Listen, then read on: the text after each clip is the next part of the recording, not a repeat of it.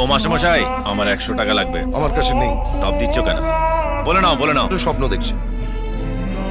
এ পাতি school master, তুমি কি করেছো জীবনে? হ্যাঁ, 30 বছর ধরে তো শুধু একইভাবে ছাত্রদের ঠ্যাঙাচ্ছ। 100 টাকা দেওয়ার ক্ষমতা নেই, সে আবার আমায় জ্ঞান দিচ্ছে। 30 বছর ধরে যে তোমাকে সহ্য করছি সেটা কম কথা? হ্যাঁ, নিজের পয়সাটা জাঙ্গিয়া কেনার ক্ষমতা নেই, তার আবার বড় বড় কথা। ছেলেরা বড় হলে বুড়ো বাবা মাকে সেবা করে। আরে তোমার বয়সী ছেলেরা পড়াশোনা শেষ করে চাকরিতে ঢুকে বউ বাচ্চা নিয়ে ঘর সংসার করছে, আর তুমি এখনো বাবার কাঁধে বসে অন্ন ধ্বংস করছো। অপদার্থ। ভাগ্যিস চাকরিটা ছিল, তাই এখনো মাথা উঁচু করে বাঁচতে পারছি, নাহলে তো কবে গিয়ে রাস্তায় দাঁড়াতে হতো। তুমি জানো মাসে কবার আমায় ডাক্তারখানা যেতে হয়?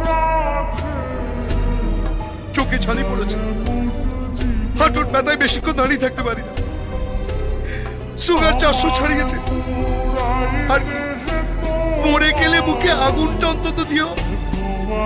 তোমার মতো ছেলের কাছ থেকে এর বেশি আর কি আশা করা যায়?